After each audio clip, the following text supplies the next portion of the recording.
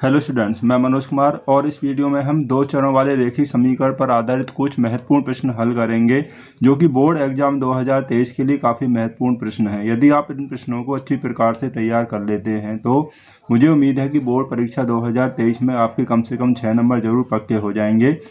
और इससे पहले भी हमने एक वीडियो है जो कि इसी चैप्टर पर आधारित है और उसका लिंक मैंने इस वीडियो के डिस्क्रिप्शन बॉक्स में दे दिया है।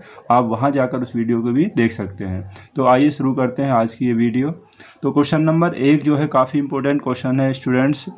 तो क्वेश्चन दिया हुआ है, ऋतु धारा के अनुकूल 2 घंटे में 20 किलोमीटर तैर सकती है और धारा के प्रतिकूल 2 घंटे में 4 किलोमीटर तैर सकती है। यानी धारा के अनुकूल मतलब धारा की दिशा में वह 2 घंटे में 20 किलोमीटर तैर पाती है और धारा के प्रतिकूल यानी धारा की विपरीत दिशा में 2 घंटे में 4 किलोमीटर तैर सकती है। तो स्थिर जल में तैरने की चाल और धारा की चाल ज्ञात कीजिए। तो यहाँ मान लेंगे कि ऋतु की जो चाल है वो x किलोमीटर प्रति घंटा है और धारा की चाल y किलोमीटर प्रति घंटा हम मान लेते हैं। तो धारा के अनुकूल दिशा में, अनुकूल का मतलब है देखिए जो हमारी धारा वो इस दिशा में प्रभावित हो रही है और ऋतु भी उसी की दिशा में जब तैर रही है तो वो होती है धारा के अनुकूल। तो जब धारा के अनुकूल ऋतु तैर कर जाएगी तो उसकी जो चाल होगी और धारा की चाल दोनों ही चाल क्या हो जाएंगी, प्लस हो जाएंगी। धारा की दिशा में हमेशा दोनों की जो चाल है वो प्लस हो जाएंगी। तो धारा के अनुकूल दिशा में चाल कितनी चाल हो जाएगी, ऋतु की x है और धारा की जो चाल है वो y है, तो ये हो जाएगा दोनों की चाल प्लस हो जाएंगी, x प्लस y किलोमीटर प्रति घंटा हो जाएगा। दोनों की चाल x ये हो जाएगी। अब देखिए क्योंकि दूरी बराबर होती है चाल गुणा समय, तो दूरी बराबर चाल गुणा समय। अब ऋतु इसमें दिया हुआ है कि 2 घंटे में 20 किलोमीटर तैर सकती है, तो इसलिए जो हमारी जो पहला शर्त हो जाएगा, चाल है हमारी कितनी x प्लस वाई, ये चाल होगी धारा की दिशा में और समय वो कह रहा है कि 2 घंटे में, तो बराबर दूरी कितनी है वो है 20 किलोमीटर। जो क्वेश्चन में दिया है चाल गुणा समय, समय 2 घंटे है तो बराबर दूरी कितनी है 20 किलोमीटर। तो 2 से हम इसको कैंसिल कर लेंगे, 10 बार हो जाएगा, तो x प्लस वाई बराबर 10। तो ये हमें पहला समीकरण प्राप्त हो जाएगा, x प्लस वाई बराबर 10। अब क्वेश्चन में आगे दिया हुआ है और धारा के प्रतिकूल 2 घंटे में 4 किलोमीटर तैर सकती है। अब ये तो अनुकूल था, जिधर पानी बह रहा था उसी दिशा में वो जाती है। प्रतिकूल यानी कि धारा की विपरीत दिशा में वो जाती है। तो विपरीत दिशा में जब जाएगी तो चाल कितनी हो जाएगी, देखिए विपरीत दिशा में क्या होगा, धारा इधर प्रवाहित हो रही है और ऋतु जो है इसकी अपोजिट दिशा में इधर जाएगी। जब वो विपरीत दिशा में जाएगी तो क्या होगा कि दोनों की जो चाल है वो क्या होगा, माइनस हो जाएगी। तो इसलिए धारा के प्रतिकूल दिशा में चाल बराबर तो माइनस हो जाएगी, यानी कि धारा इधर दिशा में प्रवाहित हो रही है और ऋतु इस दिशा में जाती है, तो ऋतु की चाल में से धारा की जो चाल है वो माइनस हो जाएगी। तो ऋतु की चाल x हमने मानी है, धारा की होगी y, तो हमारी चाल जो हो जाएगी x माइनस वाई किलोमीटर प्रति घंटा हो जाएगी विपरीत दिशा में, ये हो जाएगी। अब इसमें हमें क्वेश्चन में दिया हुआ है, देखिए क्या दिया हुआ है कि धारा के विपरीत 2 घंटे में 4 किलोमीटर तैर सकती है। तो इसलिए वही सूत्र हम यूज करेंगे कि दूरी बराबर चाल गुणा समय। अब हमारे पास चाल है x माइनस वाई, चाल गुणा समय, समय वही 2 घंटे है, तो बराबर हमें दूरी दी है 4 किलोमीटर, यानी कि वो 4 किलोमीटर तैर सकती है। तो 2 से हम इसको कैंसिल कर लेंगे, 4 को ये 2 बार हो जाएगा। तो हमारे पास जो समीकरण हो गया x माइनस वाई बराबर 2, ये समीकरण नंबर 2 हो जाएगा। पहला फर्स्ट हो गया हमारे पास x प्लस वाई बराबर 10 और सेकंड हो गया x माइनस वाई बराबर 2 हो गया। अब इन दोनों समीकरणों को एक साथ रख के सॉल्व कर लीजिए। सेकंड यहाँ लिखा है, फर्स्ट समीकरण को यहीं लिख लेते हैं, x प्लस वाई बराबर 10, ये हो गया सेकंड समीकरण, फर्स्ट हो गया ये, और हमारा ये सेकंड ऊपर हो गया। ठीक है, ये दोनों समीकरण हो गए। अब दोनों समीकरणों में देखिए x भी बराबर है और y भी हमें बराबर ही दिया हुआ है। तो विलोपन विधि से हमें x या y किसी के गुणांक बराबर होने चाहिए। यहाँ पर दोनों ही बराबर हैं। अब देखिए y जो दिया हुआ है वो माइनस का है, ये प्लस में है, तो ये जोड़ने पर कैंसिल हो जाएंगे। जब प्लस और माइनस दिया हो तो जोड़ने पर कैंसिल हो जाते हैं। तो यहाँ पर लिखेंगे जोड़ने पर। अगर चिन्ह दोनों के एक जैसे हों और वो इक्वल हैं तो घटाने पर कटेगा, क्योंकि देखिए यहाँ पर x इक्वल है। अगर आप x को कैंसिल करते तो यहाँ पर हमें सेकंड में से फर्स्ट माइनस करना होता। अब x और x कितना हो जाएगा, 2x। तो 2x बराबर 10 और 2 12 हो गया। तो x बराबर 2 से 12 को कैंसिल कर लेंगे, 6 हो जाएगा। तो x का मान हो गया 6। अब x का मान समीकरण नंबर 1 में रख दीजिए। तो x का मान समीकरण 1 में रखने पर आप समीकरण नंबर 2 में भी ये मान रख सकते हैं। तो समीकरण नंबर 1 हमारे पास है x + y = 10। x का मान 6 हो गया। 6 + y = 10 या y बराबर 6 इधर ले जाएंगे हम, तो 10 - 6 इसे बोलते हैं पक्षांतर करने पर। तो y बराबर हो जाएगा कितना, 4 हो जाएगा। अब x बराबर 6 हो गया, जो कि ऋतु की चाल है। तो ऋतु की चाल हो जाएगी 6 किलोमीटर प्रति घंटा, और धारा की जो चाल हमने y मानी थी तो वो हो जाएगी 4 किलोमीटर प्रति घंटे। तो ऋतु की चाल हो जाएगी 6 किलोमीटर प्रति घंटा और धारा की चाल हो जाएगी 4 किलोमीटर प्रति घंटा। और इस क्वेश्चन को देखिए हम चेक भी कर सकते हैं कि बिना आंसर शीट के एग्जाम में आपको थोड़ा सा समय लगेगा बस कि आपका जो क्वेश्चन है सही है या गलत है। देखिए कैसे। अब हमारे पास जो आया है, ऋतु की जो चाल है वो 6 किलोमीटर प्रति घंटा है, और धारा की जो चाल आई हमारे पास वो कितनी आई है, 4 आई है। जब ये धारा की दिशा में जाएगी तो मैंने आपसे कहा था कि दोनों की चाल प्लस हो जाएगी। तो 6 और 4 कितना हो जाएगा, 10 किलोमीटर प्रति घंटा चाल हो जाएगी। तो 2 घंटे में कितनी चलेगी ये, कितनी दूरी, तो चाल दूरी बराबर होती है चाल गुणा समय। तो 10 × 2 कितना हो गया, 20 किलोमीटर। 20 ही क्वेश्चन में दिया हुआ है।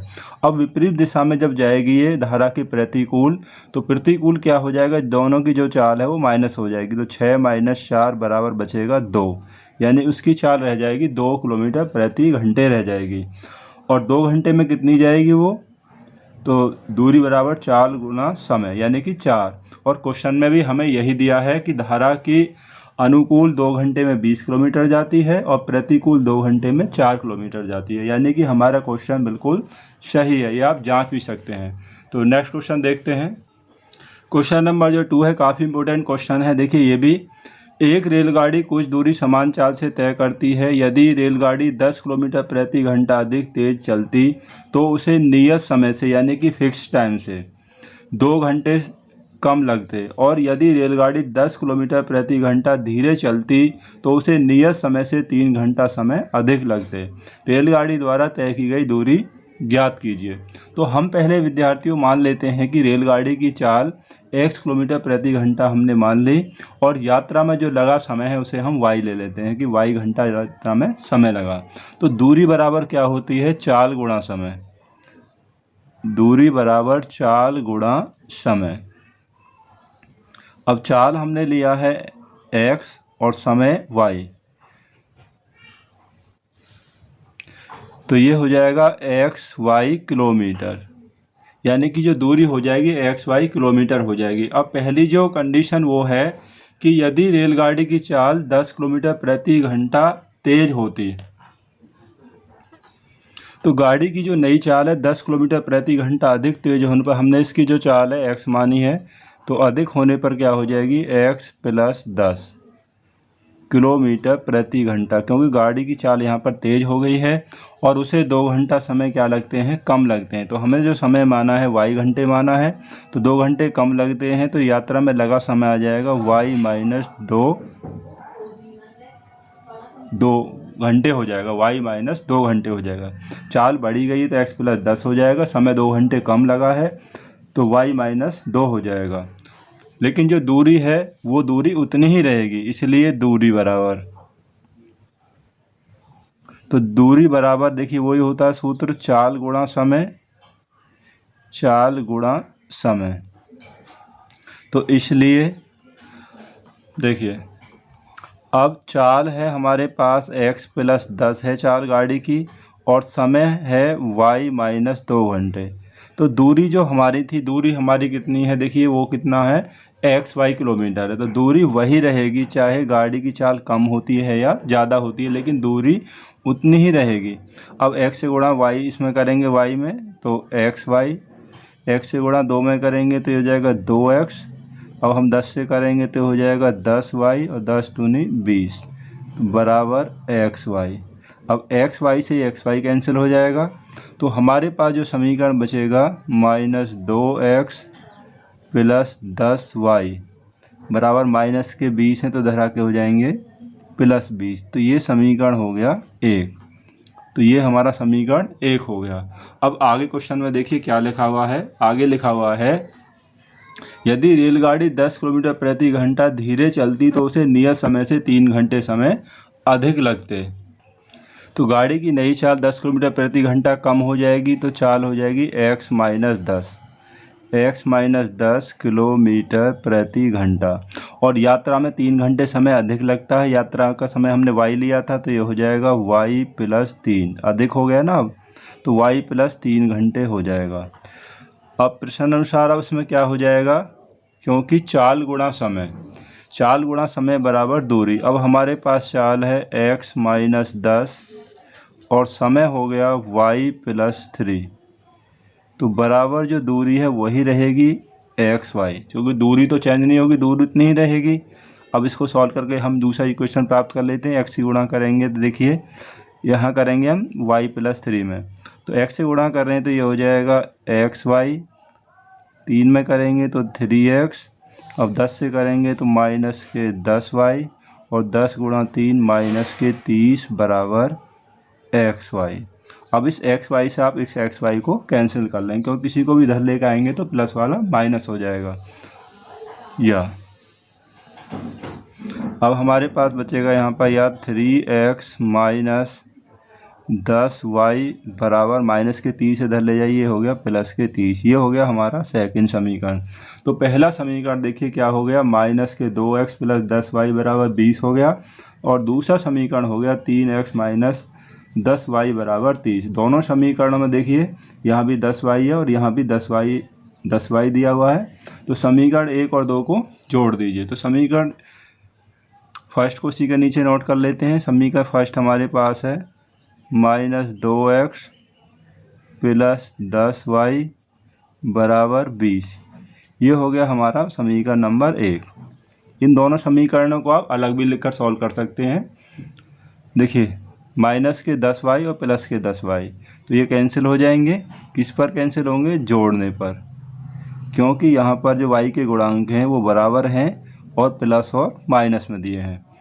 तो 3x में -2x प्लस करेंगे तो कितना बचेगा, यहाँ पर x बचेगा, क्योंकि ये माइनस में है और ये प्लस में है। तो 3 में से 2 माइनस हो गया तो 1 बचेगा, यानी 1 लिखते नहीं है, तो x बराबर, तो 30 और 20 कितना हो जाएगा, 50।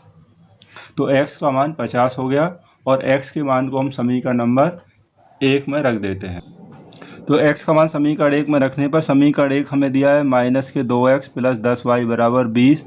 तो -2 गुणा x का मान 50 हो गया प्लस 10y बराबर 20। 50 गुणा 2 हो गया -100 प्लस 10y बराबर 20, या 10y बराबर 20। ये माइनस के इधर आके क्या हो जाएंगे, प्लस हो जाएंगे, +100। तो y बराबर 100 + 20 120 हो गया, यानी कि 10y बराबर 120। तो 10 से 100 कैंसिल कर लेंगे तो ये हो जाएगा y बराबर 12। तो y का मान हो गया 12 और x का मान आ गया 50। तो x हमने क्या माना था, रेलगाड़ी की चाल। तो रेलगाड़ी की चाल हो जाएगी 50 किलोमीटर प्रति घंटा, और यात्रा में लगा समय होगा 12 घंटे। तो रेलगाड़ी की चाल 50 किलोमीटर प्रति घंटा और यात्रा में लगा समय हो गया 12 घंटे। तो दूरी हमें ज्ञात करनी है, तो दूरी बराबर चाल गुणा समय, चाल 50 है और समय हो गया 12 घंटे। तो 12 × 5 = 60, यानी कि 600 किलोमीटर। तो जो यात्रा की जो दूरी है वो कितनी है, 600 किलोमीटर है। अब इस क्वेश्चन को भी अगर आप चेक करना चाहें तो आसानी से उसी तरीक़ा से x और y के मान रखकर आप इस क्वेश्चन को आसानी से चेक कर सकते हैं। बस आपको थोड़ा समय लगेगा और आपको पता चल जाएगा कि आपका आंसर सही है या गलत है। तो चेक करते हैं ज़रा। देखिए, हम अपने क्वेश्चन की जांच करते हैं कि क्वेश्चन हमारा सही है गलत है। कैसे करेंगे? चाल गाड़ी की 50 किलोमीटर प्रति घंटा होगी, समय 12 घंटे और दूरी बराबर है 600 किलोमीटर। अब देखिए, गाड़ी की चाल अगर हम पहले कहा इसने कि 10 किलोमीटर प्रति घंटा अधिक होती, तो 50 की जगह चाल हो जाती 60 किलोमीटर प्रति घंटा और दूरी है 600 किलोमीटर। तो समय कितना आएगा? दूरी बटे चाल, तो इतने लगेंगे 10 घंटे। यानी पहले 12 घंटे थे फिक्स समय, अब 2 घंटे कम हो गए तो 10 घंटे हैं। तो ये 2 घंटे का पहली कंडीशन सही हो गई। अब दूसरी में देखिए, अब इसने कहा कि गाड़ी की चाल क्या कर दें, 10 किलोमीटर प्रति घंटा धीरे होती, तो 50 की जगह चाल हो जाएगी अब इसकी 40 हो जाएगी। तो दूरी तो वही रहेगी। तो अब कितना समय आएगा? तो 0 से 0 होगी, 4 से हो जाएगा 15 चौके 60, यानी अब 15 घंटे लगेंगे। तो पहले समय जो तो फिक्स समय था 12 घंटे, अब 15 हो गया, यानी कि 3 घंटे ज़्यादा हो गए।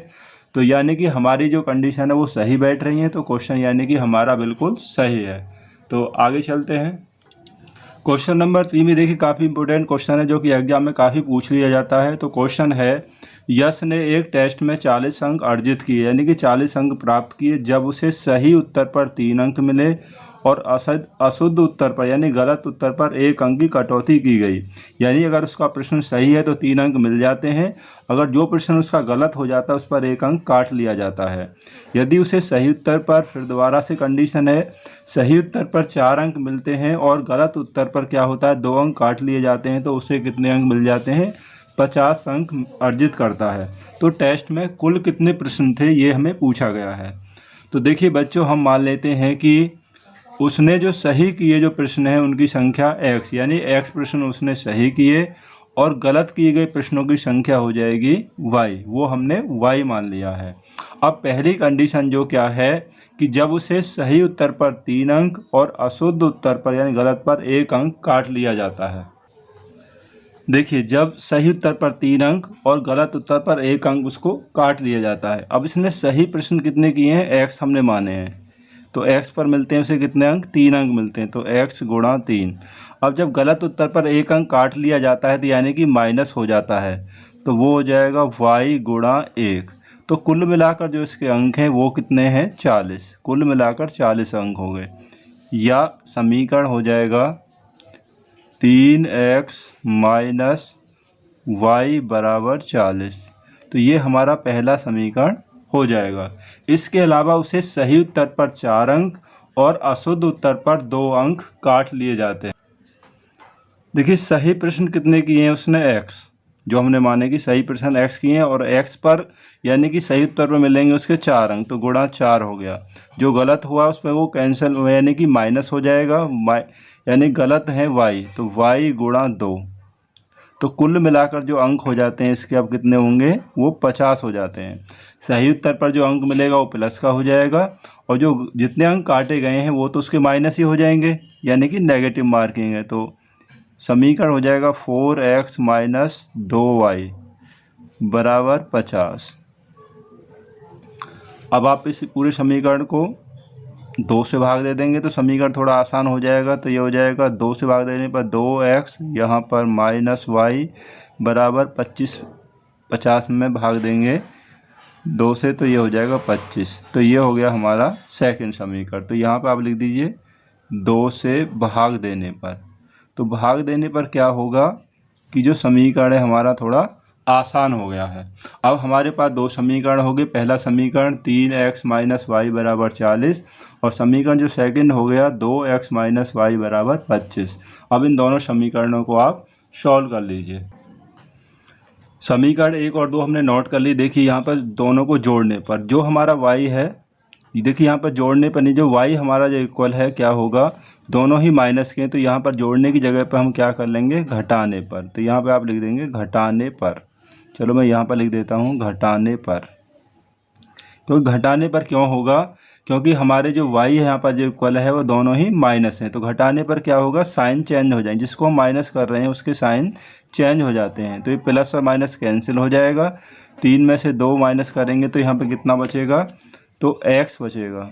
तो x बराबर 40 में से 15 25 गए थे, यानी कि 15। अब x बराबर कितना हो गया, 15 हो गया। अब x का मान समीकरण नंबर 1 में रख दीजिए। तो समीकरण जो 1 है 3x माइनस वाई बराबर 40, तो x का मान 15 है, तो 3 गुणा x का मान 15 हो गया माइनस वाई बराबर 40। तो माइनस वाई बराबर 15 गुणा 3 45 को धर ले जाइए, तो 40 माइनस 45, यहाँ प्लस के हो जाएंगे, 15 3 45 प्लस के हो गए तो इधर आके क्या हो जाएंगे, माइनस के हो जाएंगे, जिसको हम बोलते हैं पक्षांतर करने पर। यहाँ मैं थोड़ा डायरेक्ट लिख दिया है। तो माइनस वाई, तो माइनस वाई बराबर 45 में से गए तो कितने बचेंगे, माइनस के 5 बचेंगे, माइनस से माइनस कैंसिल हो जाएगा। तो y का मान कितना हो गया, y बराबर 5 हो गया। x का मान 15 आया है, जो हमने माना था कि सही प्रश्नों की संख्या 15 हो जाएगी और गलत किए गए प्रश्नों की संख्या हो जाएगी 5 हो जाएगी। तो हमें क्वेश्चन ने पूछा था कि परीक्षा में कुल कितने अंक थे, तो कुल कितने प्रश्न थे, तो कुल प्रश्नों की संख्या 15 और 5 कितना हो जाएगा, 20 हो जाएगा। तो यहाँ पर कुल प्रश्नों की संख्या कितनी हो गई, 20 हो गई, यानी कि टेस्ट में कुल 20 अंक थे, हमने 20 प्रश्न थे। क्वेश्चन नंबर 4 जो है वो भी काफ़ी इंपॉर्टेंट क्वेश्चन है बच्चों, जो कि बोर्ड एग्जाम में काफ़ी पूछा जाता है। तो क्वेश्चन दिया हुआ है कि ए और बी के किन मानों के लिए निम्नरेखिक समीकरण युग्म के अपरिमित रूप से अनेक हल होंगे। तो समीकरण जो दिया है ये दोनों समीकरण हमें दिए हुए हैं। तो पहले देखिए, आप एक बार समझ लीजिए, ये देखिए कि यदि a1 बटे a2 बराबर नहीं होता है b1 बटे b2 के, तो समीकरण निकाय का क्या होता है, एक अद्वितीय हल होता है, यानी केवल एक हल होता है। यदि a1 बटे a2 बराबर है b1 बटे b2 इक्वल टू c1 बटे c2, अगर ये तीनों इक्वल होते हैं तो समीकरण युग्म के क्या होते हैं, अनंत हल होते हैं, यानी कि अनेक हल होते हैं। और नंबर 3, यदि a1 अपॉन a2 बराबर है b1 upon b2 but not equal to, लेकिन बराबर नहीं है c1 अपॉन c2, यानी पहले दोनों तो बराबर है लेकिन तीसरा इक्वल में नहीं आता है, तो समीकरण युग्म का कोई हल नहीं होता है। तो ये तीनों बात आप बिल्कुल याद रखनी है। अब देखिए a1 a2 ये क्या होता है, अब आप ये समझ लीजिए, ये हमें पहला जो समीकरण दिया है उसमें x और y के जो गुणांक होते हैं, x का गुणांक a1 होता है, y का गुणांक b1 होता है, और ये हो गया आपका c1। दूसरे समीकरण में जो x का गुणांक होता है वो a2 हो गया, y का गुणांक b2 हो गया, और ये हो गया आपका c2, यानी a1 a2 b1 b2 और c1 और c2। तो देखिए अनंत हल के लिए, क्योंकि क्वेश्चन में दिया हुआ है समीकरण रूप के अनेक हल होंगे, यानी अनंत हल होंगे, तो अनंत हल के लिए क्या होता है, a1 अपॉन a2 बराबर b1 बटा b2 और बराबर c1 अपॉन c2। जैसा कि अभी मैंने आपको समझाया था कि अनंत हल के लिए ये कंडीशन होती है, a1 अपॉन a2 बराबर b1 अपॉन b2 बराबर c1 अपॉन c2। अब हम यहाँ पर इस सभी के मान रख देंगे।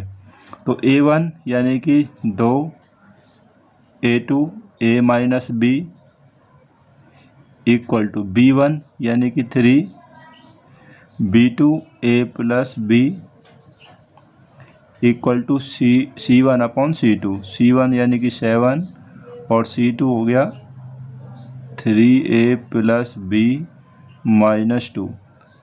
तो हमने यहाँ a1 b1 c1 सभी के हमने यहाँ पर मान रख दिए। तो देखिए पहली कंडीशन, इन दोनों को हम ले लेंगे, पहले जो दोनों हैं, तो 2 upon a minus b equal to 3 upon a plus b। पहले इन दोनों को हम लेंगे, यहाँ से क्रॉस मल्टीप्लाई कर लीजिए। देखिए जब क्रॉस मल्टीप्लाई करेंगे 3 से करेंगे, यहाँ 3a minus 3b equal to 2 से यहाँ करेंगे तो हो जाएगा 2a plus 2b, 2a plus 2b। तो इसको इधर ले आइए, 3a माइनस का हो जाएगा माइनस के 2a इक्वल टू, इसको उधर ले जाइए तो ये माइनस का प्लस हो जाएगा 3b प्लस 2b। 3 में से 2 माइनस हो जाएंगे तो कितना बचेगा, तो a बराबर हमारे पास हो जाए 3 और 2 कितना हो गया 5b। तो a बराबर हो गया हमारे पास 5b। देखिए पहली कंडीशन में a1 अपॉन a2 बराबर b1 अपॉन b2 हमने ये लिया है, ये वाला।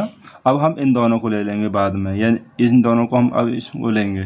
तो यहाँ पर हम लिख लेंगे, तो यहाँ से आप क्रॉस मल्टीप्लाई कर दीजिए पहले की तरह ही। तो 3 से करेंगे, देखिए 3 3 जा 9a प्लस 3b माइनस 3 2 जा 6 इक्वल टू 7 से यहाँ करेंगे तो ये हो जाएगा 7a प्लस 7b। अब 9a 7 को इधर ले आइए, माइनस का हो जाएगा प्लस वाला पक्षांतर होने पर, प्लस 3a यानी कि 3b, ये इधर आएंगे तो ये हो जाएंगे माइनस के 7b इक्वल टू ये 6 इधर ले आइए, माइनस का प्लस हो जाएगा पक्षांतर करने पर। 9 से 7 गया तो यहाँ बचेगा 2a, 7 से यहाँ बचेगा माइनस 7 से 3 यानी कि 4b इक्वल टू 6। या अब देखिए a की जो वैल्यू हमारे पास a इक्वल टू 5b है, तो यहाँ पे हम रख देंगे a की वैल्यू रख देंगे 2 इंटू a की वैल्यू कितनी है 5b minus 4b equal to 6। क्या लिख दीजिए, a बराबर 5b रखने पर तो 5 गुणा 2 कितना हो जाएगा 10b minus 4b equal to 6 हो जाएगा। 10 में से 4 गए यानी कि बचेगा 6b इक्वल टू 6। तो b इक्वल टू 6 से कैंसिल हो जाएगा 1 बार। तो जो b की वैल्यू है हमारे पास कितनी होगी, b की वैल्यू 1 हो जाएगी। अब हमने पहले ज्ञात किया क्योंकि a इक्वल टू 5b, तो a इक्वल टू, तो b की वैल्यू हम रख देंगे कितना है 1 आया है, तो 5 गुणा a, तो a इक्वल टू कितना हो जाएगा 5। तो हमारे पास a की वैल्यू 5 हो गया और जो b की वैल्यू है वो कितना हो गया, वो 1 हो गया। तो आशा करता हूँ कि यह क्वेश्चन आपको ज़रूर समझ में आ गया होगा और इस प्रश्न की भी तैयारी आप अच्छी प्रकार से कर लेना। ये वीडियो आपको कैसी लगी, तो वीडियो के बारे में अपना कमेंट ज़रूर करें कि आपको वीडियो कैसी लगे। Thanks for watching this video.